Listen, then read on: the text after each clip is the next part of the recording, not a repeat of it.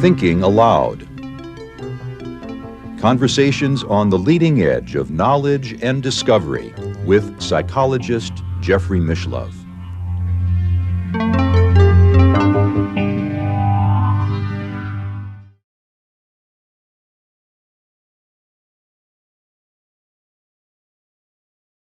Hello and welcome. I'm Jeffrey Mishlove. Today we are going to look at the continuity of consciousness. With me is Stephen Schwartz, who is one of the founders of the Society for the Anthropological Study of Consciousness, which is part of the American Anthropological Association. He is also the author of The Secret Vaults of Time and the Alexandria Project, an opening to the infinite, and the 8 Laws of Change. Stephen is an experienced parapsychology researcher. Welcome, Stephen. Good to see you. Pleasure to be with you. As an anthropologist, I guess it's unescapable that humans, going back to the earliest graves, seem to have shown a respect for the dead and a belief in the afterlife. Yes, I think that's true. There are only the modern cultures, and really the modern Western cultures, have had the idea that we were animated meat. Mm-hmm. Dead meat, no consciousness. Yeah. The idea that there was continuity of consciousness has been widely held by pre-technological cultures, and is again asserting itself based on the research that we're seeing in a wide range of disciplines in science today, and has profound implications. Well, and when we talk about the continuity of consciousness, we're really talking about consciousness both before birth and after death. That's right. I would start the discussion with this. In 1931, Max Planck, the father of quantum mechanics, and at that point, well, arguably one of the 2 or 3 most famous scientists in the world, Einstein, was asked in an interview by The Observer, then one of the leading newspapers in the English language. And Planck took the interview. He didn't give hundreds of interviews.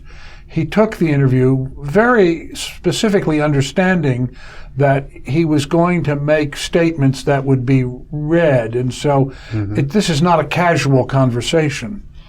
And they asked him, you're the father of quantum mechanics and you're one of the leading scientists in the world, and what have you learned?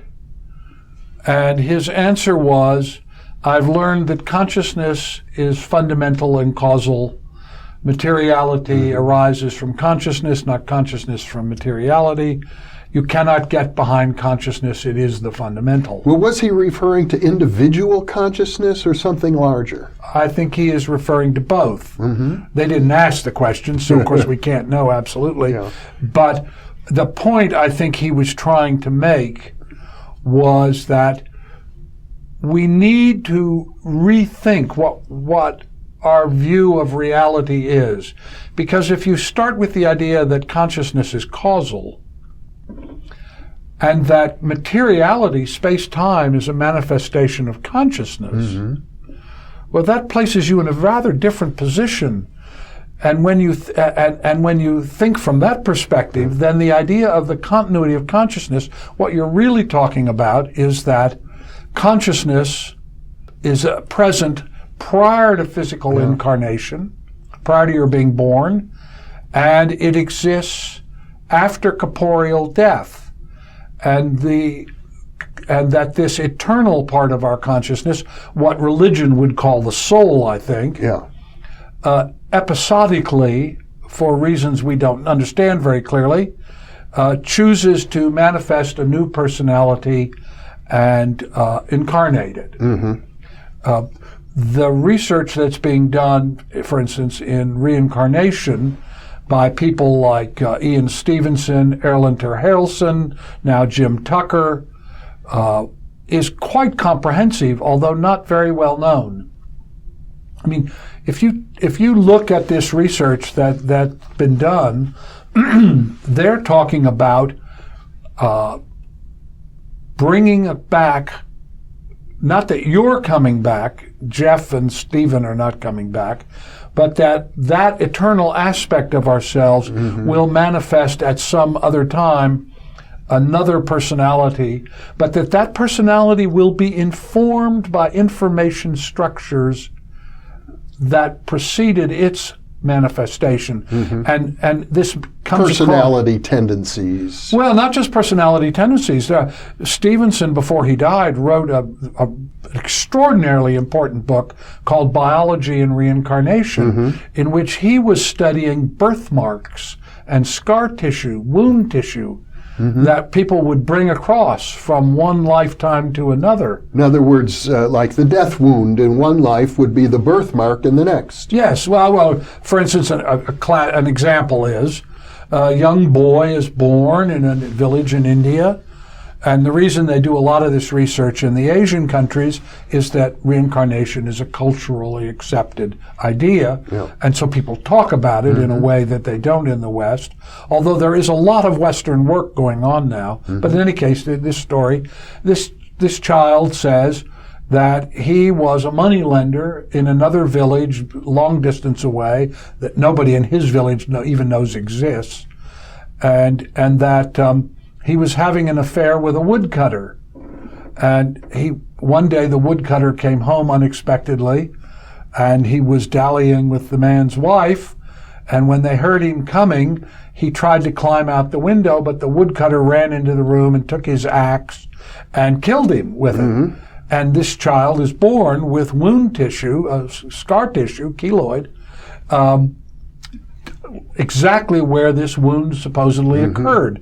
Well, how do you check that kind of thing? Well, what they do is you accumulate all this information, and then they went to the village described, and it turns out there was such a village, and they go to the place where the event has supposedly occurred, and yes, there's a woman living there, and well, yes, she did have an affair with a moneylender, and yes, her husband did kill him, and so this all gets followed up, and turns out to be true, or largely true. Yes, I mean, well, not so different from your archaeological projects in terms of the percentage of statements that are accurate. Yes, actually, I never thought of it that way. Yeah, that's true. That's true. The reason I particularly like the biological material is that it doesn't have subjective interpretation built into it. That is, when you remember something, you don't necessarily remember it 100% accurately. Was the door on the left or the door on the right? You get confused, or your memory gets dim. But a biological marker, like a birthmark or a wound tissue, doesn't require subjective interpretation. And in any case, the point I'm trying to make is that when to really understand this idea of continuity of consciousness, I think you have to look not at just one little body of research, but at a number of areas of research. You have to look at near-death studies. It's estimated now that about 4.2% of the American public has had a near-death experience that they have reported. This is the important part. 4.2%? Yes, that's about 13 million people. The 4.2%, that means that they've come to the edge of death and been resuscitated. That is correct. And the number is actually considerably larger because we know from the research that many people have near-death experiences that they never talk about except to family and friends. So we're just talking about near-death experiences where you had this experience while you were on an operating room table, physicians were in attendance,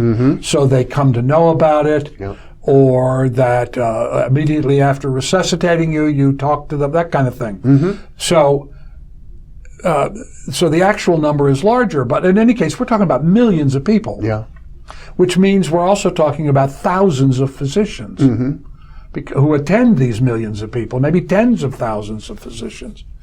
So you look at the near-death work. Right. You look at the fact that resuscitation medicine, which didn't really exist until about 10 years ago, now has an understanding of the physiology of death that simply didn't exist just a few years ago. You look at a researcher like Sam Parnia, for instance, who's talking about the nuances. I mean, the argument about against near-death is it's some kind of ketamine-like experience of the dying brain, or, well, when you actually climb into the medicine seriously, you find out that those are all antiquated ideas. And what Parnia is talking about is that death is much more nuanced than we realize. Mm-hmm. But we can talk about when cognitive ability ceases. So you have that corpus of work. And all of the people that are doing that, there's now a journal called Resuscitation where they talk about all this. So this is a whole area of research that simply didn't exist. Mm-hmm. Then you look at communications research. That is, can you communicate with a discorporeal personality? In other words, all the work on mediumship. Mediumship and in all of the nuances that involves. Mm-hmm. And then you look at the reincarnation research. Mm-hmm. And these are really almost separate communities of researchers. They publish in their own areas and really work amongst themselves. But when you look at that, for instance, Ed Kelly, who's at the University of Virginia, researcher, a very good researcher. Yes. Author of, or editor of the great anthology, Irreducible Mind. Yes, and a newer one called Beyond Physicalism. Mm-hmm. He works with Jim Tucker, who has taken on the reincarnation work of Ian Stevenson. Yeah. I mean, and they're down to a level of nuance where, for instance, they report that if you die unexpectedly in a violent termination, an automobile accident, for instance, or a murder, that kind of thing, that the average time between incarnations is 16 months. Not 2 years, not 10 years, 16 months, which I think is very interesting. Not 15, not 14.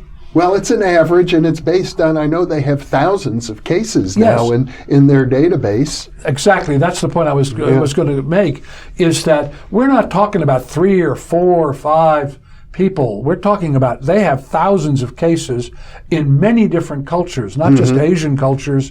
European, Erlander Harrelson was working with the Druze in the Middle East. Yep. There's work that's being done in the United States. Mm-hmm. There's work that's being done in a number of Asian countries. Asian researchers have gotten interested in this. So there's a whole corpus of material. Yeah. Then you look at the communications research, the mediumship, all that sort of thing. That's a whole other body of work that's been going on. I've always been fascinated by the cross-correspondence cases where you have a supposed spirit who communicates through multiple mediums, and the messages only make sense when you put them together. Yeah, that's right. I mean, so this is highly nuanced research, and there is quite a lot of it over many decades. And about 140 years. Yeah, worth. And so what it's really suggesting to us is that we need to not only rethink what we mean by being a human, but also what reality is. And now that's the reason I started with Planck, is that what Planck is trying to say to us is that consciousness is the fundamental. And if you begin to think in those terms, then you realize that if space-time itself is a creation of consciousness, yeah, you know, on my computer screens, I've got Hubble Deep Space Telescope images, and they look like stars, but they are, in fact, galaxies. And you realize we're talking about trillions of planets, potentially, that all of this is a construction of consciousness, that and that there is a unity of consciousness. We live in a matrix of consciousness. We know from, for instance, the therapeutic intention research that it is possible for the intention of one organism to have a very significant, measurable, objectively measurable effect on the well-being, good or ill, of another organism. And you begin to realize that we are in a matrix of life. A matrix that extends beyond the biological. Yes, and that may extend to some great unity of which we only have the dimmest appreciation. That we are not isolated within our bodies, that we are in fact a part of some much greater plan. I am reminded when I read these papers often of people who become addicted to video games and who really live their life through their avatars. Yeah. I was in Japan and they took me, I wanted to see one, and the people that were with me, the Japanese businessmen, took me to what they called a coffin hotel. At least I think that's the right translation, which is basically, a hotel is hardly the right word. It's a kind of 8-foot long cylinder stacked up with a television and with a common bathroom. And young men particularly live in these things, and they spend most of their time in virtual reality, living through their avatar, which they in a world that they create collectively through their conscious intention in the video reality. And I am always, when I think about this business of continuity of consciousness, I wonder, are we all the young men in the coffin hotels living in virtual reality that we think of as reality, but that in fact is a construct of consciousness? And that begins to make you think, what we're really looking at is an information matrix. You know the movie, the Matrix? Yes. That's the analogy. I mean, it's not entire, but just as a metaphor. Yeah. When you look at the screen in the Matrix and the numbers and symbols are coming down the screen, and then it morphs into reality, and you're there, taste, touch, smell. Well, I think the filmmakers intended you to think of those I'm sure along those lines. They were very philosophical. I'm sure that's true. And I was talking with a researcher at MIT who posed a very interesting question to me. I went to see their virtual reality laboratory, and he said, we're on the verge of being able to create the full sensorium. That is, the locus of your consciousness would be in the virtual reality, but you would be able to taste, touch, smell, just as you would in your normal physical consciousness. And so he said, if your locus of consciousness is with your avatar and it's a full sensorium, where are you?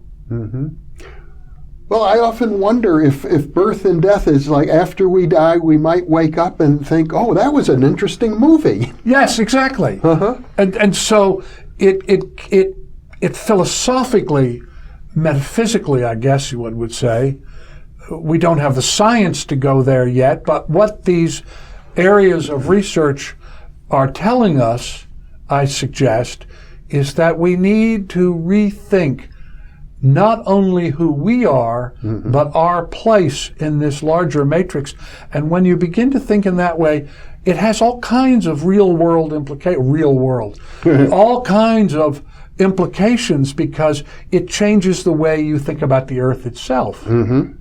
Are you somehow separate from that, and therefore it's exploitable, and you can do what you want with the animals or with the substances of the earth? I mean, it's not, you have... That's the danger of the video games, I think, is if we begin to see a video game as a metaphor for reality as a whole, then it doesn't much matter what we do. Yes. And I, again, this MIT guy said to me, I think in the future we're not going to be traveling as much, that people will go into virtual realities to have business meetings or science conferences or something. And so again, he said to me, if you are in a virtual reality and you have full sensorium, Mm-hmm. where are you? I think that's a really challenging question. Yeah. It's a challenging question, and it opens up, I suppose, to other kinds of metaphysical speculation. I recall one researcher suggesting that, well, we don't have reincarnations sequentially. We're actually living them all simultaneously. I don't know. Well, because when we talk about outside of time, as we think of it, some theologians or theologians say there's an eternal realm. It's outside of time completely. Yes. And from that eternal realm, one can access, as remote viewers do, you certainly know this, any point in time and space. Yeah, I mean, one of the contributions that parapsychology makes, I think, is that it is showing us it is possible to objectively verify the capacity to move outside of space and time. I mean, we know, for instance, in remote viewing research, that it's as easy to remote viewing something that's in the next room as it is something that's across the planet. Or indeed, Ingo Swann and Harold Sherman did a series of remote viewings of planets before space probes arrived and were able to give accurate information. Now, some people might argue, well, they precognized it and brought it back. And Yeah. I mean, I understand the argument. I don't agree with it, but I understand the argument. But the point is that everything that we can see tells us that it is possible for you to have objectively verifiable consciousness experiences which are not limited by space-time. That space and time are informational enrichers. For instance, we know from remote viewing research that it's easier to see Chartres Cathedral than it is a warehouse of the same size. Now, why is that? And the answer, I think, lies in a concept that Jung advanced called numinosity. Yeah. Jung says noumena are psychic entia outside of space and time. And I think what he's trying to say is that this is informational architecture that is not limited by space-time. Chartres Cathedral is easier to see because thousands of people, millions of people, for centuries have been going to Chartres Cathedral, looking at Chartres Cathedral in a state of heightened emotion, and it has become numinous. That it is. What does that mean? It means it has been informationally enriched.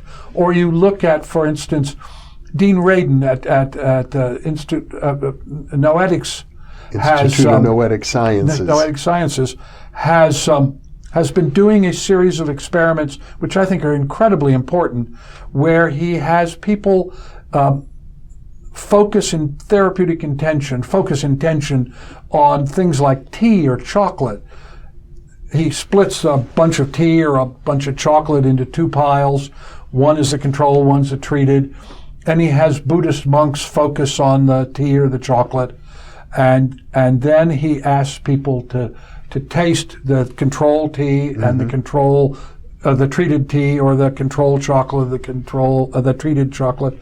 And he asks them for their perceptions. And they say, oh, well, this tea makes me feel much more relaxed, or I just feel it, it just seems very nice and it feels more healthful. And now, chemically, nothing has changed in the tea. Nothing has changed in the chocolate. Chemically, physically, in space-time, they're the same. But perceptually, they're different. Well, we don't know for sure that every chemical test has been run. Well, that's true. I mean, that's true. I mean, the tea, I did a water experiment showing that healers change the structure of water in a measurable way, and that could be true of the tea. Yeah. I'm not quite sure how it would be true of the chocolate, but okay, it's true. Be. They haven't been but as far as we know, there's no physical change. So then the question is, well, where resides the informational alteration that produces the subjective perception? And I would say to you, based on other research, that what you're looking at is that acts of intentioned observation literally alter reality and produce changes in the informational structure that chocolate is the manifestation of, and that when people eat the chocolate, the reason they feel better about it is that the informational and structure of the chocolate has, not the chocolate, the informational structure of the chocolate has been changed by the intentioned awareness of the Buddhist monks. Well, you're suggesting that there is a realm of information that is attached to but separate from the physical realm. No, not separate. That the physical realm is the manifestation of the informational realm. Okay. And that you can manipulate the informational realm, and that acts of intentioned observation do that, which is why Chartres Cathedral is easier to see than or another one. I started out doing a group of, back in the late 70s, early 80s, I started looking at changes in entropy. Research in which two things which look virtually the same, indistinguishable really, but one of them has a different entropic profile than the other. Not necessarily. Now, I started with physical entropy. I actually started with nuclear carriers and petroleum-powered carriers. And I discovered that when people remote viewed these two carriers, it looked essentially the same. I've interviewed Ed May on this exact topic. Yeah, Ed is now, I was just going to say, Ed May has been doing a series of experiments. Ed and I don't agree. I think I'm fair in representing him as a physicalist, but I have great respect for what he does.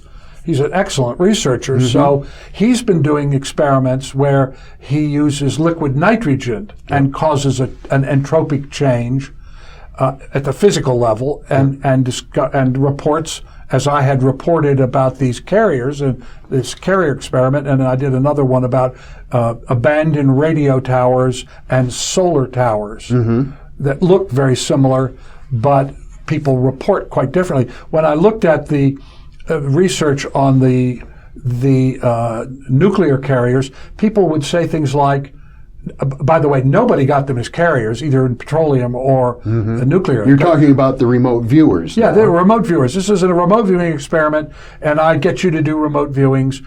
And in some of them, there's a nuclear carrier, and some of them there is a petroleum-powered carrier.